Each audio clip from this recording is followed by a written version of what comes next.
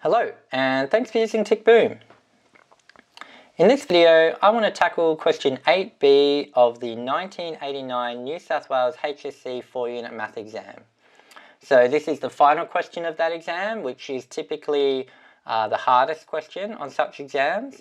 But the reason I want to tackle this question is because not only is it the hardest question on this exam, but by many accounts, it's the hardest question of any exam ever asked in the history of the HSC. And I came across this because I was interested to know, well, what is the hardest question ever asked and what was it about? And so after a bit of Googling, I came across this question, and there's some really interesting commentary that you can find about this question.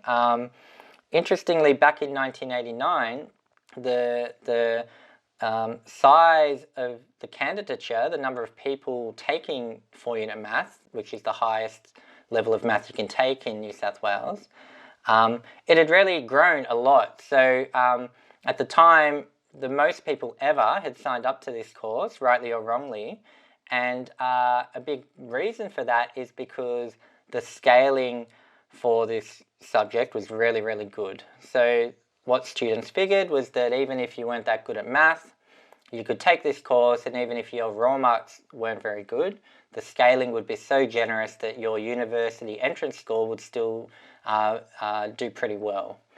So almost as a way of getting back at this sentiment, the examiners threw in this question 8B. And a guy named James Coronios, who at the time was is a well-respected, prolific HSC math author, commented on this, saying this question was far too long and far too difficult to be a fair question for this exam. And in the end, not a single student in the largest cohort managed to completely get this question right. So while some students would have pulled some marks, and as you see as I work through it, there are some easy marks on offer in this question. In terms of the question in its entirety, not a single student got this completely correct. And when you think about the fact that 4-unit math is the highest level of math you can take, so there's a whole lot of people doing this who are very, very good at math, for not a single one of them to completely get this right is a real significant thing. And actually, as I work through it, even I am not 100% sure that I've totally got this question right. So there's 4 parts to it, and I'll work through each part in one video at a time because, as James Coronios mentioned, it is very long, and it'll just be a bit more digestible to look at each part individually. By the time I get to part 4, even I'm not going to be fully convinced that I can get this question right, and that's with the luxury of not being in the context of an exam. So if that's anything to go by, this is definitely a difficult question. So what I'll do is I'll just read through part 1 and we'll tackle that, and then I'll go through the other parts in subsequent videos. So A part B says the difference between a real number r and the greatest integer less than or equal to r is called the fractional part of r. In this case, we'll denote it f bracket r. So f 3.45 is equal to 0.45. And note that for all real numbers r, f bracket r, or the fractional part of r, will be greater than or equal to 0 and less than 1. So part 1 says to let a equal 2136 log 10 2. And given that fa, so the fractional part of a is 7.0738 and so on times 10 to the negative 5, observe that f of 2a is 14.1476 times 10 to the negative 5, and f3a is 21.2214 times 10 to the negative 5. So that's the kind of background information for part 1. Part alpha of part 1 says to use your calculator to show that log 10 1.989 is less than f of 4223a, which is less than log 10 of 1.99. And then part beta of part 1 says to hence calculate an integer m such that the ordinary decimal representation of 2 to the power of m begins with 1989, and thus 2 to the power of m is 1989 something something and so on. So as you can probably see by reading that, this question, you can see how it would have stumped a lot of people, because it's kind of introducing this concept of the fractional part of a number that isn't really something that I would guess many students would have turned their mind to. Now, interestingly, I've tackled similar questions that have come later, well after 1989, that had similar ideas. I did a question that kind of required students to prove almost a derivation of Dirichlet's theorem, or Dirichlet's approximation of irrational numbers, using a similar concept of these fractional parts of numbers. But in general, it's not something that I think most people would be familiar with. So already in part 1, we're kind of having to grapple with these new ideas. Now, as we'll see as I work through it, this part 1 is really easy. You can really get some easy marks here, but you really need to push through all this jargon and this new terminology to kind of break down what are we really dealing with. So what I've done here is I've just written out some of the facts just to spare you having to watch me write it out. So we're told A is this 2,136 log 10 2. We're then given the fractional part of A and the fractional part of 2A and 3A. And then we're asked as the first bit, part alpha, to show that log 10 1.989 is less than f of, or the fractional part of 4,233a, which itself is less than log 10 1.990. And we're allowed to use our calculator here, which helps. Now the first thing to note is that as we take the fractional part of A, notice that the fractional part of 2A is just double the fractional part of A. And the fractional part of 3A is triple the fractional part of A.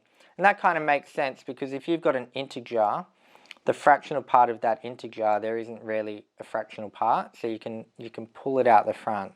So the first thing that will help us is to note that f of what I'll call n, where n is an integer, times a is equal to n times the f of a. And that's going to help us when thinking about this here. So what I might do is, let's just calculate this middle bit first. So I can say, therefore, that f of 4,223a is equal to 4,223 times f of a, using this observation here. So it's going to be 4,223 times this 7.0738 and so on times 10 to the negative 5. So I'll just plug that into my calculator.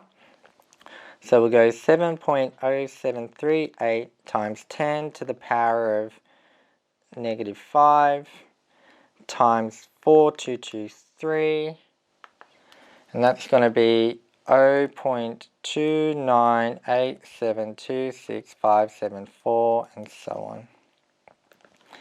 Now log 10 of 1.989, for me to calculate that, you may have noticed I used this BA2 plus professional. It's actually a financial calculator, not a scientific calculator.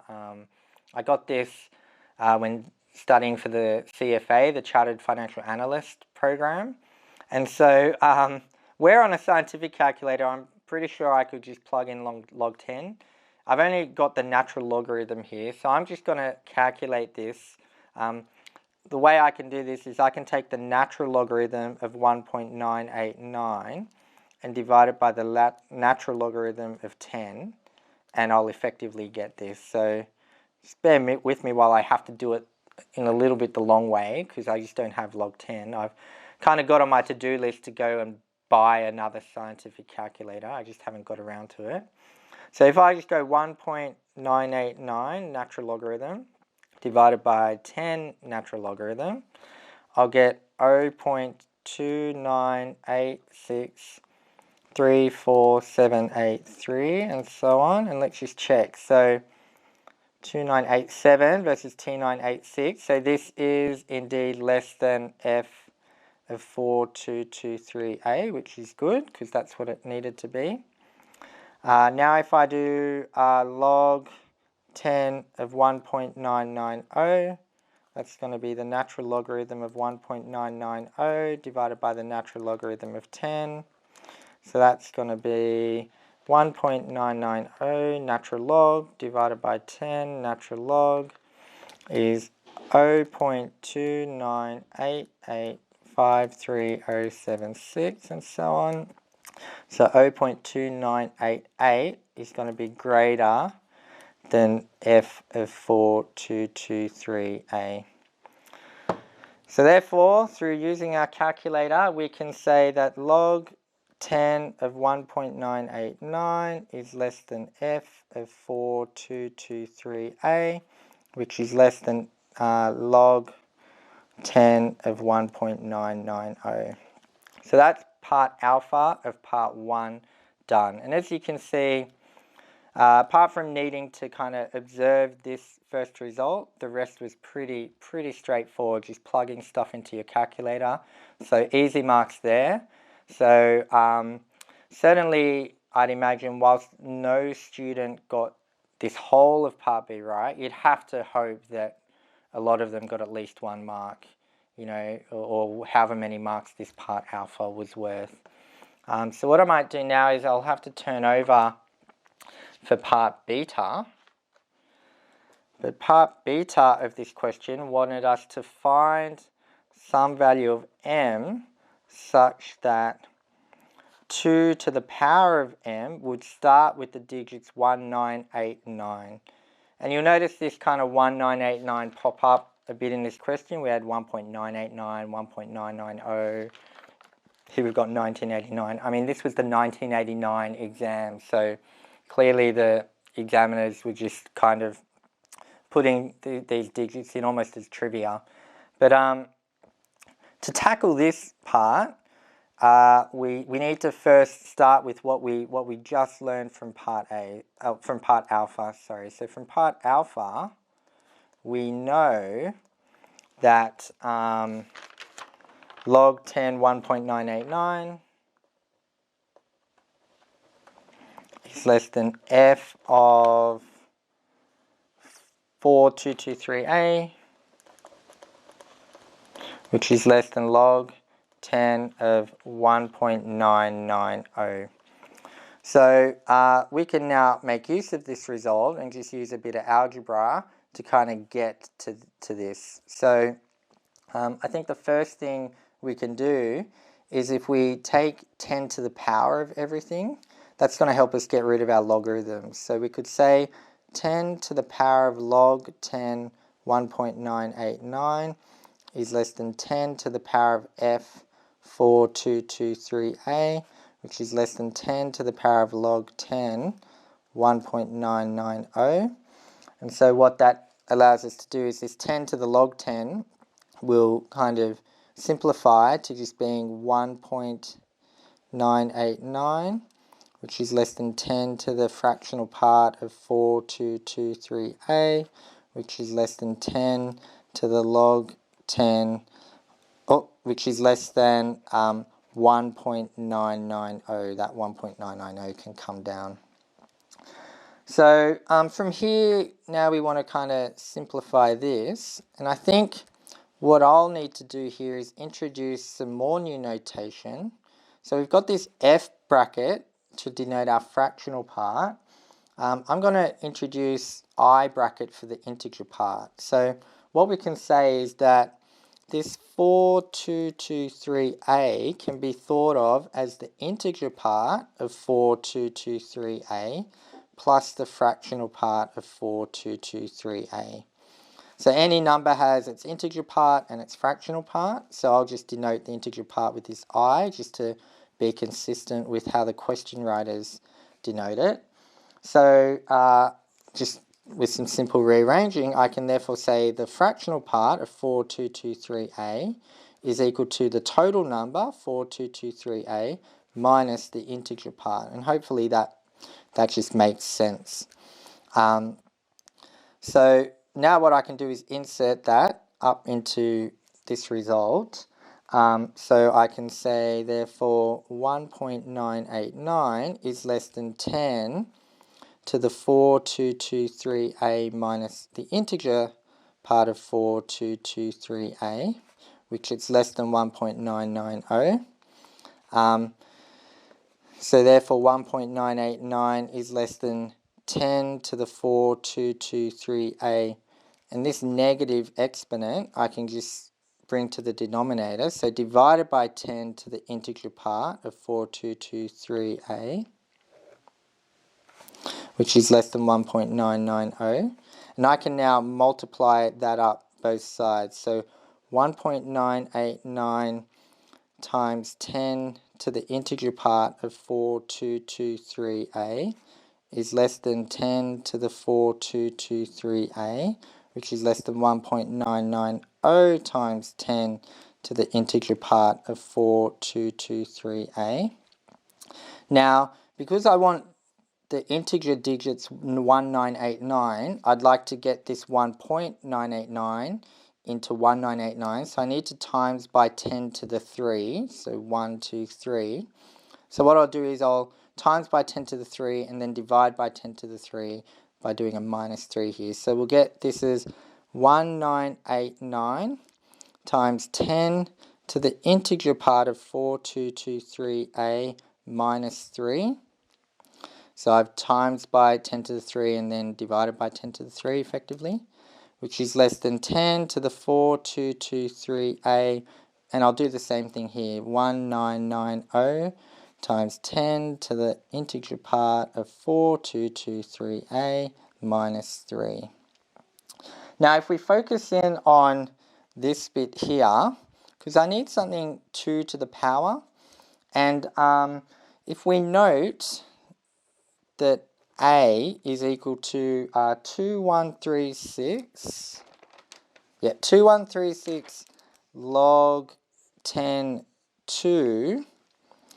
In a similar way to we did 10 to the log 10, if I just insert this up here, the 10 to the log 10 is going to disappear and we are going to get a 2 out the front. So I'll just do that now. So we can say 4223a is equal to, 4223 times 2136 is 902328 times log 10 2.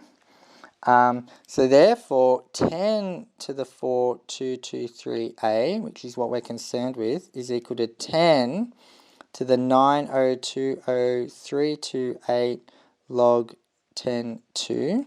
And I could write that as 10 to the log 10 2 to the power of 902038, since something to the power of something to the power is how you multiply the exponents. So writing it like this then lets us take this 10 to the log 10 and simplify it just to 2 to the power of 902038. And that kind of gets us to essentially our answer, because we've got this 2 to the power of something that will be greater than 1989 times 10 to the something, but less than 1990. So we know that this number is going to, in terms of its first digits, start with 1989, because it's greater than 1989 times 10 to the something, but it's less than 1990. So it doesn't ever tip over to start with 1990. It's going to start with 1989. So I might just move this. So kind of, maybe I'll just write this over the page. So in terms of the final inequality, we can say 1989 times 10 to the integer part of 4223a minus 3 is less than 2 to the power of 902038 is less than 1990 times 10 to the I 4223a minus 3. So therefore, for 2 to the m to start with 1989 and then have whatever digits come later, we can say that m could be equal to 9020328. And that's part beta of part 1 done. Now, admittedly, I can see how plenty of students might not have got through all that. I think technically the algebra isn't too daunting, but just to think of doing it, so to first of all define this integer part and kind of think to do this rearranging, I could see how in the final question of an exam where you're dealing with so much new stuff and you're probably already a little bit fatigued, you could see how maybe a lot of students, either they've run out of time or even if they had time, they just might not have got this. So you can already start to see how this question starts to get starts to sort the wheat from the chaff, I guess, because whilst I think this part alpha was some easy marks, part beta, yeah, did need a bit of thought. And as we'll see in the videos that follow, it just gets harder and harder, this question. And eventually it gets to a point where, whilst I kind of have an answer, I'm still not sure if it's the answer that the question writers were intending.